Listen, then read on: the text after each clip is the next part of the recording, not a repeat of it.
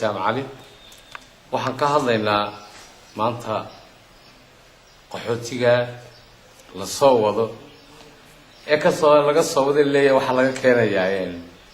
cali caddo anigu waxaan u leeyahay qaxootigii Faransiiskii iyo dawladii dambe ay dadka ka soo qaxisay ee reer Djibouti ay warqadoogii iyo sharcigoogii haysta ee joogo gobolada Awdal iyo Salel ee kala bursi waxaan leeyahay qaxootigii kuwaas qaxootiye oo sharcigoodiina haysta dhulkoodii lagu celi UNHCR hadii ay run sheegayso qaxootiga baa joogo reer Djibouti oo dhulkii laga soo qaaday oo la soo barbixiyay dadkii dhulka lahaa kuwa UNHCR wadankooda ha ku celiso dhulkoodii Djibouti qaxootiga taasaan kale cidda ka maqan maanta dhulkana de ma jirto haddii dhul uu nisheegto oo dagaal ka dhaco uu ku dhintaa uu ku dagaalama laakiin haddii la hayno ka tagaadi xabadi markay dhacdo ninka dhulka lahayn uu iska socod muxuu u dhibanba war meesha dadkii lahaa uu baadegan cid ka maqan ma jirto horay baa loo soo duldhigay qaxooti loo soo duldhigay oo la soo dultijay dad dhulkoodii degan dib badanna maanta anaga nagu haya marka ma qaadi karno ku kala hadana hal la keeno waa hal lagu waayay de dawladdu waxaan u malaynayaa caalamku la socdaa dadkuna uu la socdaa waxaan ka socdaa wax weeyaan laba dhinac de laba dawladood haddii wala adiga maxaa adiga dooni karaan inay yaro baaxmisan hadii la dabcid dad lu degan yahay lagu iibiyo de taa ogolaan mayno warsana dhamaanayna taas waa qodob laba qodob ay gaar ka hadlayaan mid waxa weeyaan odayadan la leeyahay odayaal baa dulmi ku xidhan odayaal ergaa oo boorama tagay oo ergaa haba Gadabuusi boorama ku xidhay waranagu odayaal aag joogay oo ciidan dagaal gelinayay oo dawlad iyo dadba u tabarwaan war fidmada Joojiya oo ay dawladdu ku soo xidhatay halkan yaan ognahay anagu ninka u haysta in dulmi lagu soo xidhayo aag baa laga soo qaaday waa mid koowaad ninka u haysta in odayada ay erga boorama ku hayaan erga ma ahayn dawladda ka soo qabatay xariira waxa la yiri dadkan aad meesha dableedeed wadada dhigtay qaban maayo ana direebu ana waxana dadkii dhulka u dhashadan taas waxa weeyaan odayada leeyahay maxaa lagu soo xidhay waa dawladda ha soo xidhatay maxay ku soo xidhay dawladdu falkii dhacay ee maanta uu dhimashadii faaraxeed ee uu ku maqan yahay ku xireeyeen nimankani dawladda soo qabatay qof hadii uu fal sameeyo oo falka abaanduula ka noqdo waa la soo xidhi ha soo xidhay maxaa dabayal sababtii lagu soo xidhataan dadku wuxuu suuqa ka sheekaya odayada dawlad baa xidhatay de dawladdu ma suuqa ay ka soo xidhatay kaba soo xidhayna waxa lagu soo xidhay dambi ay ku jireen baa lagu soo xidhay sababta loo soo xidhna way iska wada cadda taas waa taa mid kale waxaan ka hadlayaa tan leeyahay mag baa la qaadanayaa iyo mag baa jirto iyo waa xeer magaalada noomaba olinba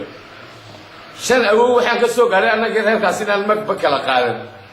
de marta maanta anaga sakal laga gilin xagee ka imanaysa waa wax mago qaadanayo iyo waxa uu joogno iyo wax soo socda midna ma jiro wax mag leedahay halka iska dhig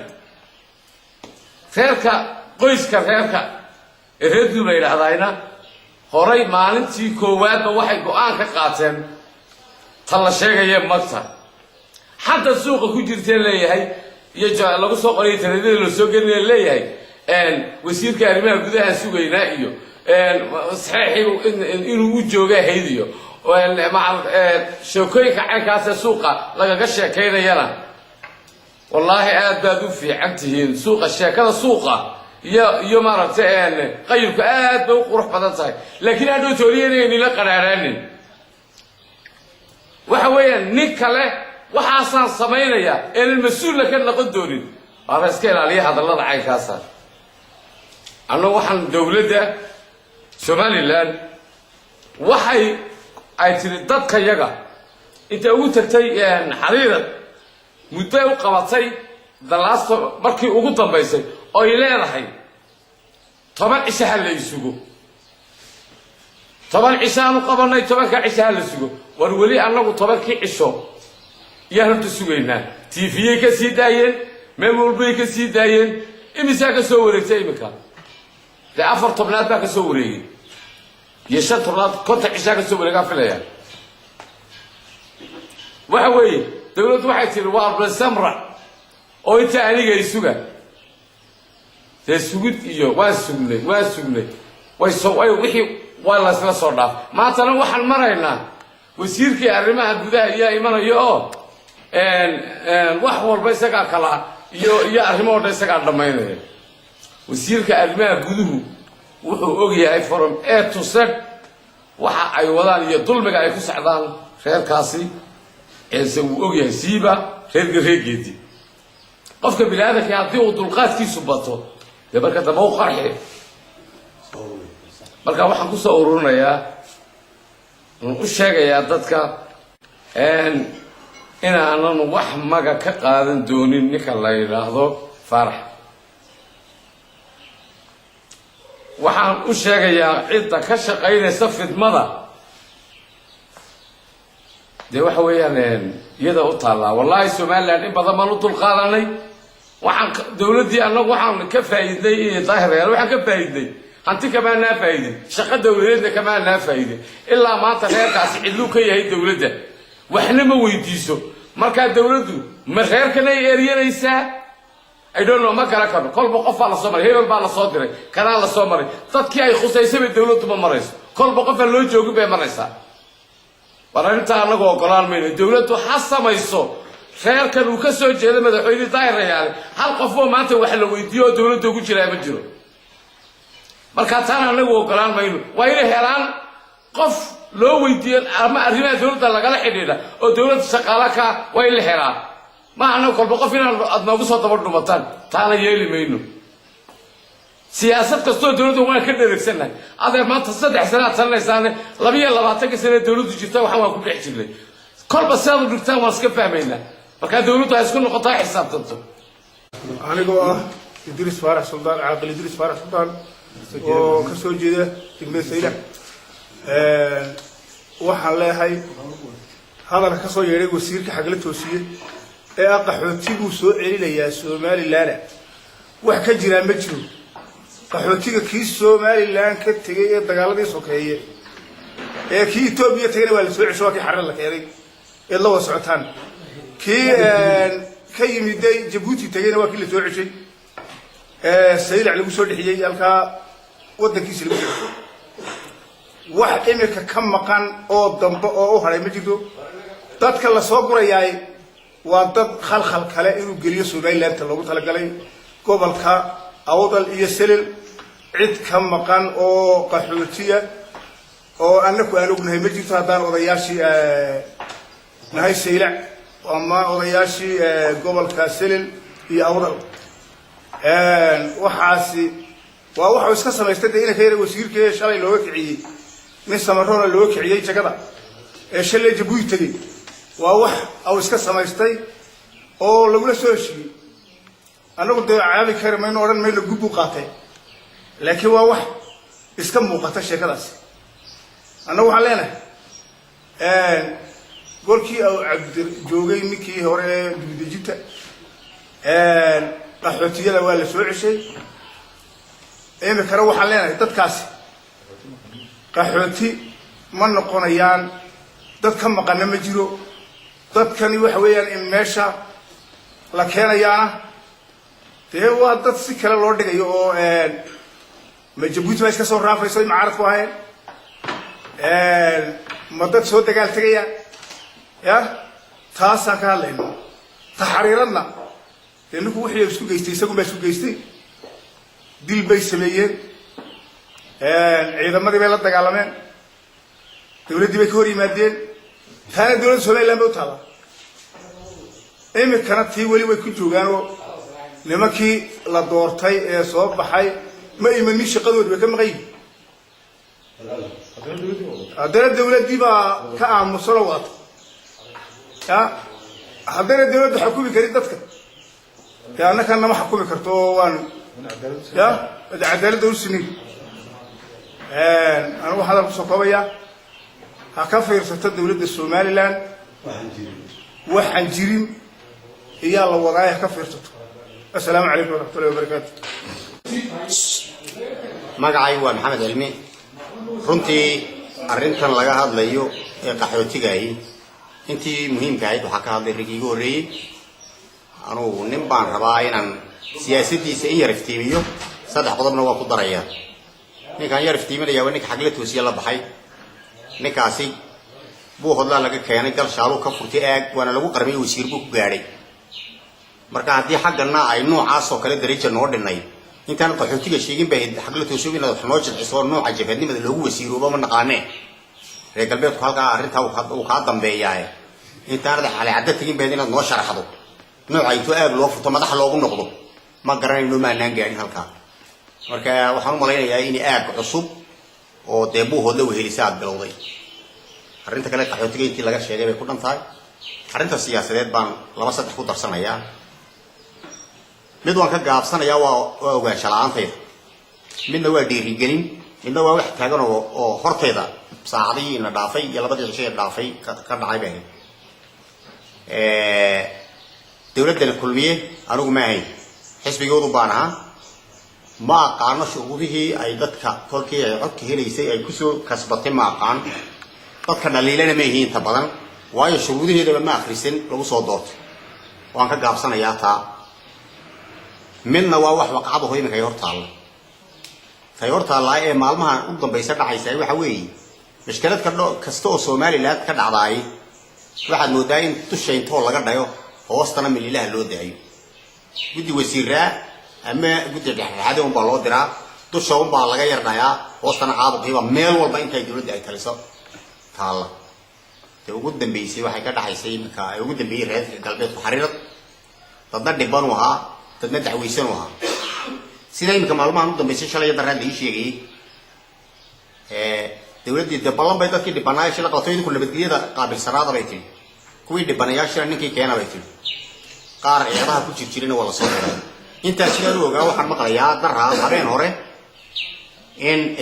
dadkii eedaysanayaasha ay qoriyo soo qaateen oo dadkii dhibanayaasha qaar kamid oo xariirad habaas meesha la yiraahdo masaajid ku tukanaya inuu nin maxamuud jibriil faarax la yiraahdo reer maxay dar kooli wala soo galay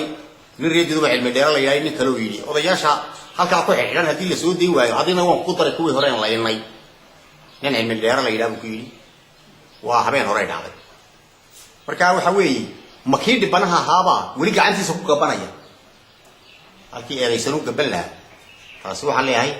waa amnigii iyo hawshii aan ka saarneen leeyahay maalin walba dusha wax laga dhayayaa wuxuu u baqulmay haddii nabarku markuu cusub yahay la isugu daro daaweynta iyo baanta uu bogsadaa laakiin dusha intuu laga diray haday hoosta aw ka sii xanuunsan yahay oo caabuqo qaraxa dambe intay leeg buu goosanaya waxaan leeyahay xukuumadana kula talin lahaa hawlaha iskarab dhigini sideeda u dhameen markay wax dhacaan midna saddexaad ay sheegayay waa dhiirigelin dawladda kulmiye maalinta qabsatay hal eray baan ku raacay madaxweynaha wuxuu yidhi siyaasadda Soomaaliland meel kasta oo ila gasho oo u raacaya arrin geesinimada miisaankeeda oo qurux badan bay arrintii sidaa ahay waxa madaxweynaha ku dhiirigelinaya inuu ku sii socdo waayo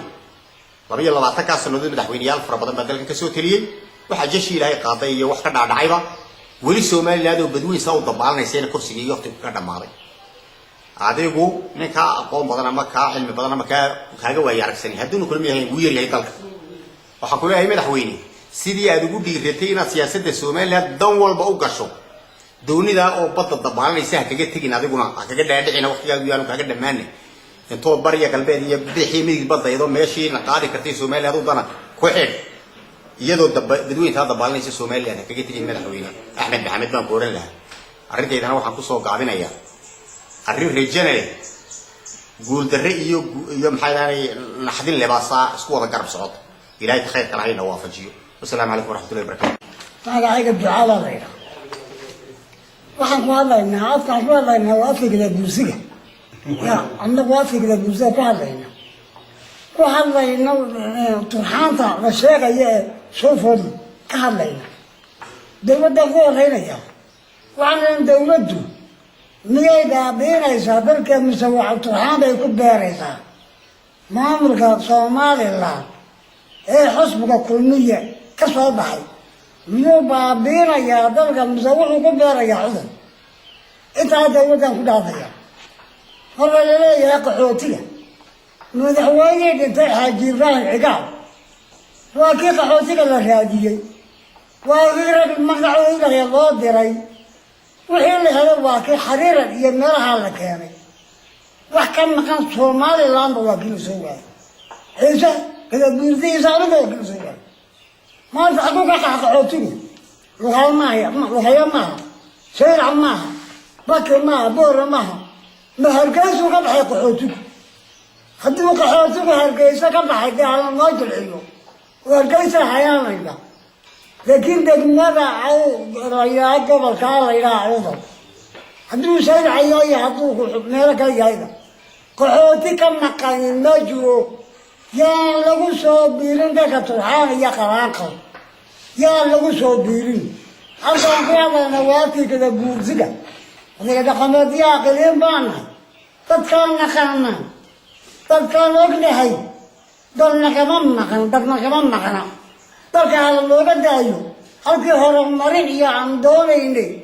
in maalkaysaa wax naga maqan oo dalku bixiya la doono ma cudur baa lagu soo celinayaa yaan lagu soo celin baan leenahay cudur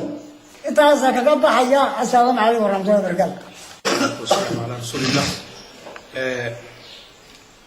odaygu siduu u sheegay waa runtii badin maayo waxaan leeyahay anigu marka hore annaga gobolladayadu waa nabad gobolkan waa gobolkii awdal la odhan jiray ha sarrifmo oo hala sarrifo magacyo kale imika hala bixiyo laakiin waa awdal gobol awdalna dhul imika la helay ma aha waa dhulka taariikhdeeda la og yahay ee buugaanta ay ku qoran tahay dadkii deganaa ee ilaahay ku beerayna wuu degan yahay dad imika sidii qaarad cusub oo la helay lagu beerana ma ogolin inankan shalay la qarameeyey inan reer awdala kursiga looga kiciye lagu qarameeyey ee qoriga laga dhigay inuu durba naga dulboodo uu intuu cali cadiya sayliciyo dhagogootiro dad baa soo ururinayaa dee horta waa waxaan la yaabanahay annagu ma ogin in lala og yahay iyo inuu arrinkaa isagu wato ma ogin laakiin waxaan caddaynaynaa inaanay jirin gobolka awdal ee selelna dhalay inaanan haba yaraatee qof qaxootiyi ka maqnayn oo dadkii dhulka lahaa ay degan yihiin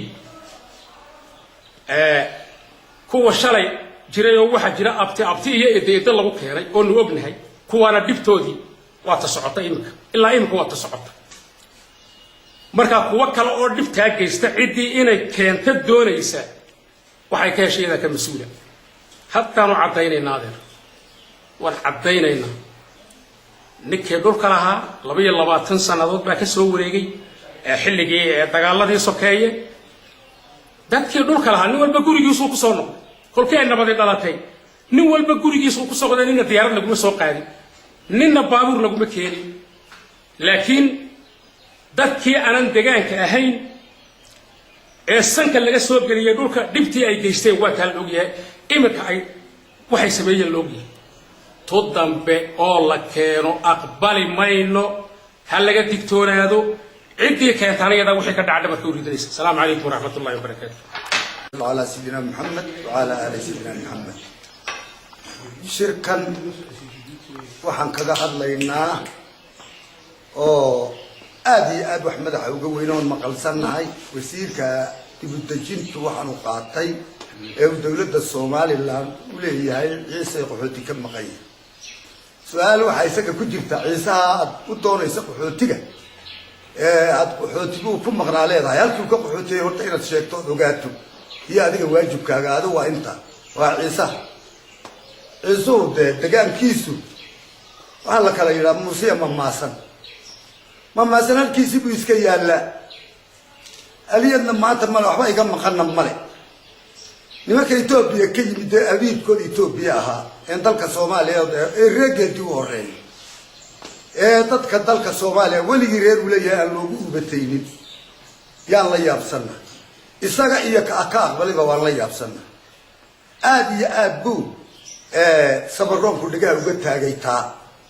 أنت الصومالي اللي عند سنتها يوال الأوجية أنت الصومالي اللي عند سنتها يوال الأوجية هالكوك حوتي قاسي وعن أبنها يقولك وعن لود دقية مقالة ولا دقية بيرلي ولا دقية بادية ولا دقية بايع مشتر باجي بل هالك وكجوري أو أهانجري اللي يقانو يسوي ورطة وهلا ويدين بهالك كوجي تهلوي هالشيء الصومالي وهالشيء الصومالي لان هو يديسو وواحد هالك هلا ليمان هدي تبغى اللي يرحيه أو شيء أنا وافلين عيتاينا ده ويسك إيمان أننا الديار بانونا أنا كنا الديار بانونا حتى يقدر أبتاعه وقدر أبلغوا ذو ديار بانونا هدي نيني لهاي ماشي كله يو سومالي لان ونا كذا بدي هدي وجيرنا وبسيم بقول ما تيرا كيال كوكا بحوتي إسرائيل الجوسة ده يركضه نبات شيء غير دك بات شيء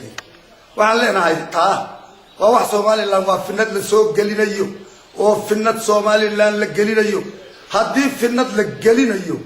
और हद ये गौर बार न कुछ वर बलू क्या दिता है ना फराक का कादे ना न कुछ निकल उगु माता न वाल अर्क दूना वफिन्नत सोमाली लां लगु सो बेर यवी तक قحوتي وصومالي लां كم مكان وعيسى ليه और عيسى توبي ليه كوكلا أوران ماين تك وحي لقوا يقان أورانو سو شيء وما ما سن إسكي يلا هالكيسي تك نقال بيت ليه خليك جوبي كسب وفريا waxaan leenahay hadduu garab heliyo hadduu garab waayaba diyaar baanu nahay waxaa jirta rag la soo socduna xabadda lagu dhifto magyuuna ka cabsoonahay iska yimaad mag laga qaataa ma jiro ergooyin baa la soo diraa ninkii mag naga qaataa la yidhaa waa madnuuc dhabarka samaroon bay taasi madnuuc kaga tahay waxa weeye hadduu iska imanayo leeyin isku tumay ha yimaad diyaar baanu nahay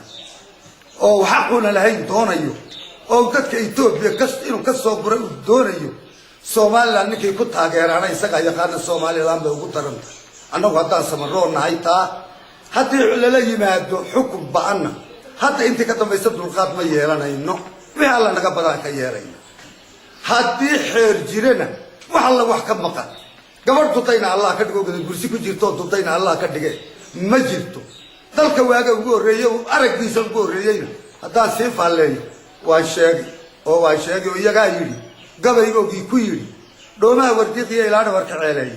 haduu ciise dhiigiisu ka xaasidkii dhimay kula tan iskuulkii ka dhigay dhaarta dhinaceeda oo dhaxalka Soomaaliyeed dhuuni ku lahaan halka waa Soomaali waxaasi waa maalintii ugu horeysay ragga dalkan deganaayay oo Abdul Qaadir Bayahay waa markii xabashidu gubtay ay shacab qaxootinimo gacanta loogu fidiyay halka wuxuu ku gabiyay gabayga aan sheegay buu ku gabiyay anigoo ka gaabinayo waliba oo gargaran la oo dhaxalka Soomaaliyeed dooni ku lahaanay dhoomaa waldiiq iyo ilaa dhabarka ceelay hadduu ciise dhiigiisu kacay xaasidkii dhimay kula tan iskuulkii ka dhigay daata dhinaceeda oo macallin dhaarsan ardayda ugu dhawaaqay oo dhaxalka Soomaaliyeed dooni ku lahaan dhug halkii aan isagoo dhaxa kama gaar wartaaba marag dadka Soomaaliyeed hadalka maqlayo dibad iyo dulba iyo docba taaba maraga waka isagu isa sheegay man baabkiisa ka dhawaaj markii uu yimiday man baa ka dhawaajay afkiisa tibu dalbaan leeyahay kala leeyahay oo dalbaan leeyahay taariikhdu waa 62kii qaxootiga ayo la ilaaha illa muhammad rasuulullah idan noqon lama orin dawladii Soomaaliyeed baa soo dhaweysay wuu degay ilaahay baa haduu degayna ده وكاكا وقوري ضل السيء ملهي قلعتي ما نهاي قاعد قبطة أمبولا أو برادة يدي ما كسوك عاي إيولها ضل هديو كل أيام ده ما كلمة دابو كل واقي لها طابا مرقا وعن كقبحيا واروح عسي مجرته وار مجرت عيسى هلكن كم مقاني مجرته هدي تلك علال لقد دورينا تفضل